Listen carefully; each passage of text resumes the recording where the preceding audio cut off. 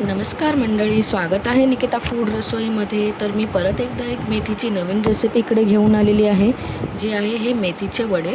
तर बघू शकता हे मस्त असे सॉफ्ट आणि वरून क्रिस्पी बनतात, ज्याला आपण सॉससोबत वगैरे एन्जॉय करू शकतो किंवा चटणीसोबत.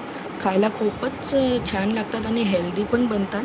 तर सगळ्यात आधी इथे मी जवळजवळ 1 वाटी मेथी घेतलेली आहे, जिला ना व्यवस्थित निवडून आणि मी आता त्यानंतर इथे तिला कापून घेणार आहे. मेथीला जितकं बारीक कापता येईल तितकं बारीक आपल्याला हिला कापून घ्यायचं आहे मेथीला. आणि त्यानंतर याला ना स्वच्छ पाण्यातून धुवून घ्यायची आहे, 2 ते 3 पाण्यातून, की जेणेकरून जे काही मेथीमध्ये माती वगैरे असते ती पूर्णपणे निघून जावी. तर इथे मी मेथीला धुवून घेतलं आहे 2 ते 3 पाण्यामधून. त्यानंतर इथे मी जवळजवळ 1 वाटी भरून इतकं बाजरीचं पीठ घेतलेलं आहे. हो, हे बाजरीच्या पिठाने बनतात. आणि त्यामध्ये मी 2 ते 3 चमचे इतकं मी बेसन पीठ घेते आहे. तर बाजरीच्या पिठाचं प्रमाण जास्त आहे आणि बेसन पीठ आपल्याला 2 ते 3 चमचे फक्त घ्यायचं आहे यामध्ये. त्यानंतर इथे आपण बेसिक मसाले ॲड करायचे आहे आपल्या आवडीनुसार. तर इथे मी पाव चमचा हळद, 1 चमचा धने जिरे पूड मिक्स आहे, 1 चमचा इथे लाल तिखट आणि चवीपुरतं मी मीठ घेऊन घेतलेलं आहे. आणि सोबतच मी यामध्ये ना 1 ते 1.5 चमचा साखर घालून घेणार आहे. साखर घालणं गरजेचं आहे, कारण मेथीला कडूपणा असतो, तर तो बॅलन्स करण्यासाठी इथे साखर घातली आहे.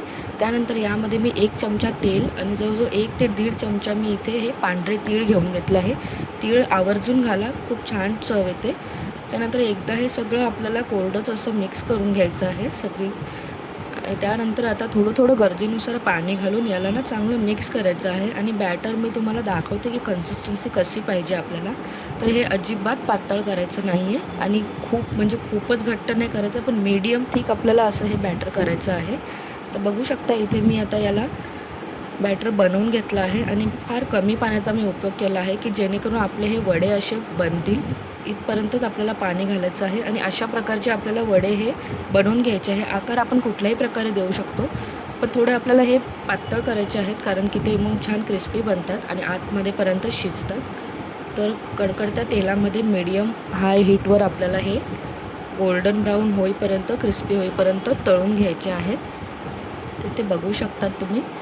अशा प्रकारे मी यांना ना पूर्ण गोल्डन ब्राऊन होईपर्यंत, क्रिस्पी होईपर्यंत तळून घेतलेले आहे. जवळजवळ यांना व्हायला 5 ते 7 मिनिटे लागतात. दोन्ही बाजूने खरपूस आपल्याला हे तळून घ्यायचे आहे. तर इथे झालेले आहे आपले हे वडे. तर कशी वाटली रेसिपी नक्की मला कमेंट करून कळवा. चॅनलला लाईक करा, सबस्क्राईब केलं नसेल तर लवकरात लवकर सबस्क्राईब करा. फेसबुकवर बघत असाल तर नक्की फॉलो करा.